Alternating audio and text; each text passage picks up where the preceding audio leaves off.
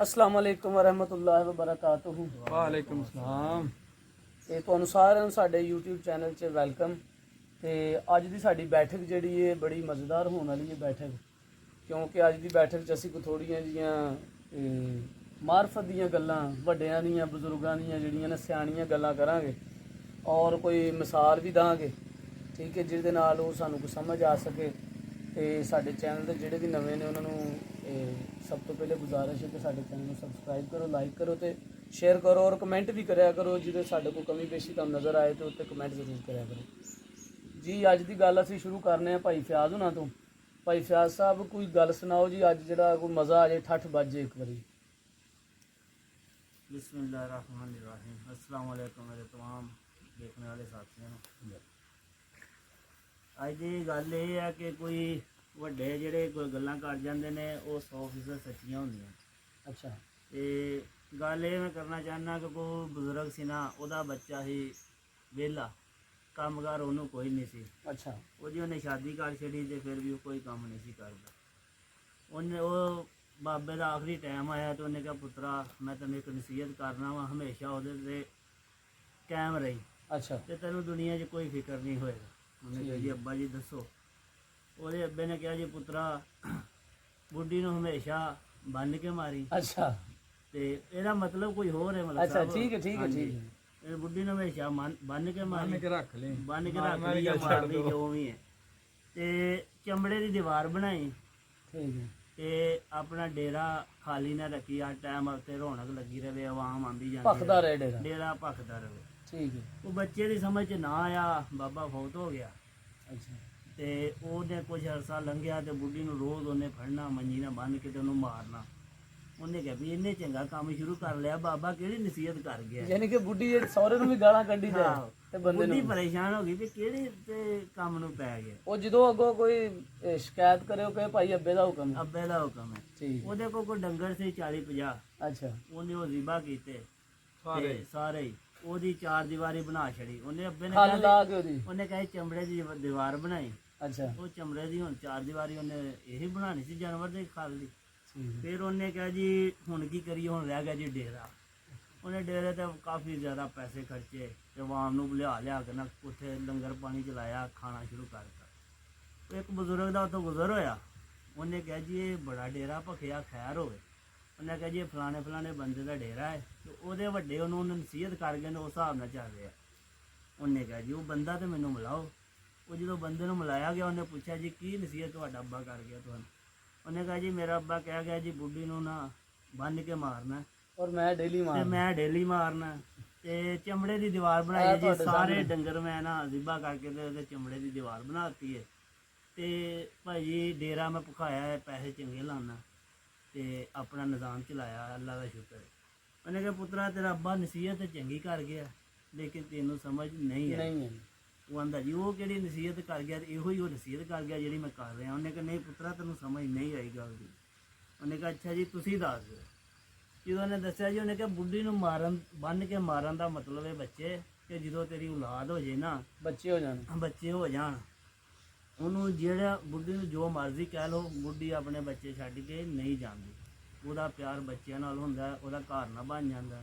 ਉਹਦਾ ਮਾਰਨ ਦਾ ਮਤਲਬ ਇਹ ਨਹੀਂ ਕਿ ਤੂੰ ਰੋਜ਼ਾਨਾ ਉਹਨੂੰ ਬੰਨੇ ਤੇ ਉਹਨੂੰ ਮਾਰਨਾ ਸ਼ੁਰੂ ਕਰ ਦੇ। ਬੰਨ੍ਹ ਕੇ ਮਾਰਨ ਦਾ ਮਤਲਬ ਇਹ ਹੈ ਕਿ ਤੂੰ ਉਹਨੂੰ ਜੋ ਮਰਜ਼ੀ ਕਵੇਂ, ਬੱਚਿਆਂ ਤੋਂ ਬਾਹਰ, ਬੱਚਿਆਂ ਨਾਲ ਉਹਦਾ ਪਿਆਰ ਹੋਣਾ, ਉਹ ਛੱਡ ਕੇ ਨਹੀਂ ਜਾਏ। ਸਹੀ ਹੈ। ਤੇ ਦੂਜੀ ਗੱਲ ਉਹਨੇ ਕਿਹਾ ਜੀ ਚਮੜੇ ਦੀ ਦੀਵਾਰ ਬਣਾਉਣ ਦਾ ਇਹ ਮਤਲਬ ਸੀ ਜਿਹੜੇ ਤੂੰ ਡੰਗਰ ਰੱਖੇ ਸੀ ਉਹਨਾਂ ਲਾਗੇ ਤੂੰ ਇੱਕ ਕੁੱਤਾ ਪਾਲ ਛੱਡਦਾ। ਰਾਤ ਨੂੰ ਸੁੱਤਾ ਵੀ ਹੁੰਦਾ, ਚੋਰ ਚਕਾਰ ਆਉਂਦੇ, ਕੁੱਤਾ ਭੌਂਕਦਾ, ਤੈਨੂੰ ਪਤਾ ਲੱਗ ਜਾਂਦਾ।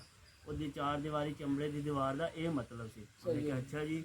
ਤੀਸਰੀ ਗੱਲ ਜੀ ਉਹਨੇ ਕਿਹਾ, ਤੀਸਰੀ ਗੱਲ ਉਹਨੇ ਕਿਹਾ ਜੀ ਤੂੰ ਡੇਰਾ ਬਣਾਇਆ ਠੀਕ ਹੈ, ਖਾਣ ਪੀਣ ਤੇਰਾ ਠੀਕ ਹੈ, ਸੋਹਣਾ ਨਿਜ਼ਾਮ ਹੈ, ਲੇਕਿਨ ਤੀਸਰੀ ਗੱਲ ਇਹ ਕਰ ਗਿਆ ਸੀ ਡੇਰੇ ਤੇ ਹੁੱਕਾ ਭਖਾ ਛੜੀਏ ਨਾ ਤੇ ਵਡੇਰੇ ਬੰਦੇ ਆ ਕੇ ਬਹਿੰਦੇ ਨੇ, ਉਹਨਾਂ ਦੀ ਗੱਲਬਾਤ ਤੁਹਾਨੂੰ ਨਾ ਸਮਝ ਆਉਂਦੀ ਹੈ।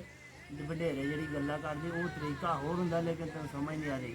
ਤੂੰ ਡੇਰਾ ਭਖਾਉਣ ਦਾ ਮਤਲਬ ਇਹ ਸੀ ਹੁੱਕਾ ਰੱਖਿਆ ਹੁੰਦਾ, ਵਡੇਰੇ ਆਉਂਦੇ ਉਹਨਾਂ ਕੋਲ ਬਹਿੰਦਾ ਖਲੋਂਦਾ। ਤੂੰ ਆਪਣਾ ਨੁਕਸਾਨ ਵੀ ਕੀਤਾ, ਜਾਨਵਰਾਂ ਦਾ ਵੀ ਕੀਤਾ ਤੇ ਬੇਗਮ ਵਿਚਾਰੀ ਨੂੰ ਰੋਜ਼ਾਨਾ ਮਾਰਦਾ ਰਿਹਾ। ਉਹਦੀ ਸਮਝ 'ਚ ਫਿਰ ਇਹ ਗੱਲ ਆਈ।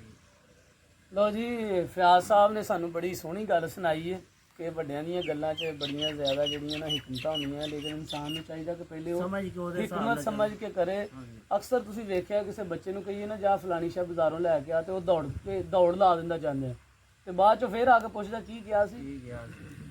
ਯਾਨੀ ਕਿ ਬੰਦਾ ਪਹਿਲੀ ਗੱਲ ਧਿਆਨ ਨਾਲ ਸੁਣ ਲੇ ਜੀ। ਦੂਸਰੀ ਗੱਲ ਜਨਾਬ ਕਮਰ ਸਾਹਿਬ ਕੋ ਅਸੀਂ ਸੁਣਾਂਗੇ, ਔਰ ਵੇਖੋ ਇਹ ਸਾਨੂੰ ਕਿਹੜੀ ਗੱਲ ਜਾਂ ਮੋਰਲ ਕੀ ਸਾਨੂੰ ਦੱਸਦੇ ਨੇ।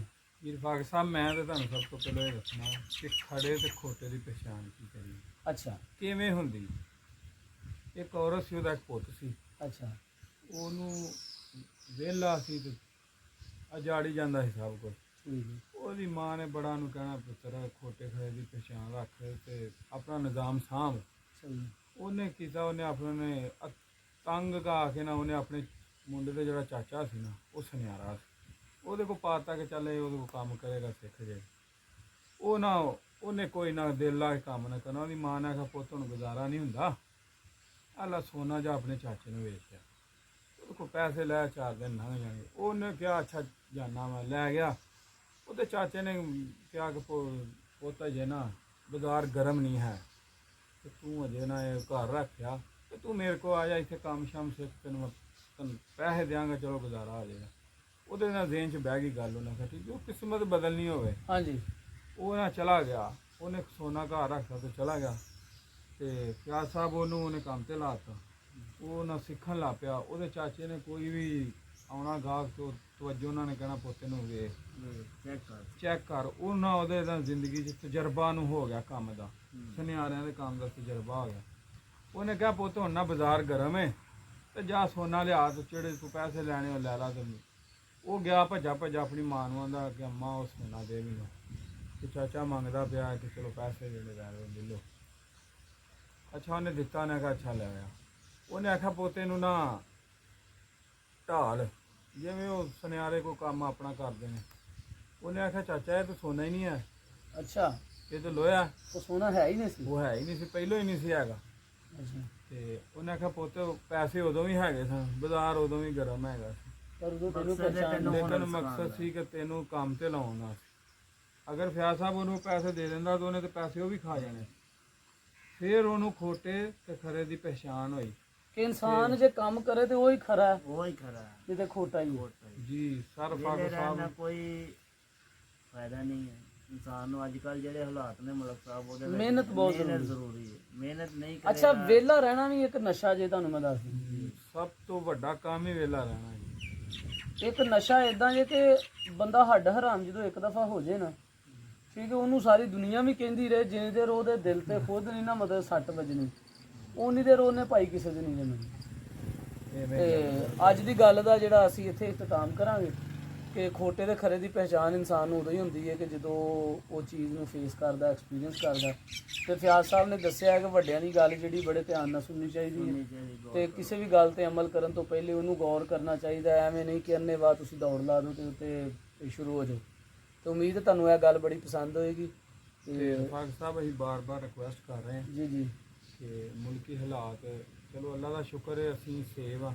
ਹਾਂਜੀ ਤੇ ਬਾਰ-ਬਾਰ ਫਿਆਜ਼ ਭਾਈ ਨੂੰ ਰਿਕੁਐਸਟ ਕਰ ਰਹੇ ਹਾਂ ਕਿ ਦੁਆਵਾਂ 'ਚ ਮਾਲੀ ਤੌਰ ਤੇ ਹਰ ਲਿਹਾਜ਼ ਦੇ ਜਿਵੇਂ ਵੀ ਵਿੱਚ ਕਿਸੇ ਕੋ ਤਫੀਕ ਹੈ ਉਹ ਹਿਸਾਬ ਨਾਲ ਇਮਦਾਦ ਕਰੇ। ਆਪਣੇ ਮੁਸਲਮਾਨ ਭਾਈਆਂ ਦੀ 1 ਇਮਦਾਦ। ਰੁਪਈਆ ਤੋਂ ਚੋਂ ਇੱਕ ਹਿੱਸਾ ਕੱਢ ਕੇ ਤੇ ਉਹਨੂੰ ਦੇ ਦੇਵੇ, 3 ਹਿੱਸੇ ਘਰ ਲੈ ਜਾਵੇ। ਬਾਰ-ਬਾਰ ਰਿਕੁਐਸਟ ਕਰ ਰਹੇ ਹਾਂ। ਇੱਕ ਵਾਰੀ ਦਿੱਤਾ ਤੇ ਇਹ ਨਾ ਕਹੋ ਕਿ ਅਸੀਂ ਦੇਤਾ ਤੇ ਬਸ। ਹਾਂਜੀ ਬਾਰ-ਬਾਰ ਬਾਰ-ਬਾਰ ਤੁਹਾਡੇ ਕੋਲ ਜਿੱਦਾਂ ਰੱਬ ਤੈਨੂੰ ਦਿੰਦਾ, ਤੁਹਾਨੂੰ ਦਿੰਦਾ, ਤੇ ਬਾਰ-ਬਾਰ ਦੇਵੋ। ਬੜਾ ਮੁਸ਼ਕਲ ਟਾਈਮ ਹੈ ਤੇ ਅੱਲਾਹ ਤਾਲਾ ਮਾਰਨ ਦੇਣ ਨੇ ਮਾਲ ਘਟਦਾ ਨਹੀਂ ਵੱਧਦਾ। ਤੇ ਅੱਲਾਹ ਤਾਲਾ ਦੀ ਜ਼ਮਾਇਸ਼ ਅੱਗੋਂ ਵੀ ਪੂਰਾ ਉਤਰਦੇ ਆਏ ਹਾਂ। ਉਮੀਦ ਹੈ ਇਨਸ਼ਾਅੱਲਾ ਉਹ ਲੋਕ ਅੱਜ ਵੀ ਉਤਰਨਗੇ। ਸਿਰਫ ਅੱਲਾਹ ਤਾਲਾ ਨੇ ਸਾਡਾ ਵੀ ਇਮਤਿਹਾਨ ਲੈਣਾ। ਇੱਕ ਹੋਰ ਮਲਕ ਸਾਹਿਬ ਮੈਂ ਗੱਲ ਸੋਚ ਰਿਹਾ ਹਾਂ, ਜਦੋਂ ਸਾਡੇ ਮੁਲਕ ਦੇ ਵਿੱਚ ਕੋਈ ਵੀ ਐਵੇਂ ਦੇ, ਜਿਵੇਂ ਤੁਸੀਂ ਪਹਿਲੇ ਦੇਖਿਆ ਜ਼ਲਜ਼ਲਾ ਆਇਆ, ਫਿਰ ਉਹਦੇ ਬਾਅਦੋਂ ਸਲਾਬ ਆਇਆ,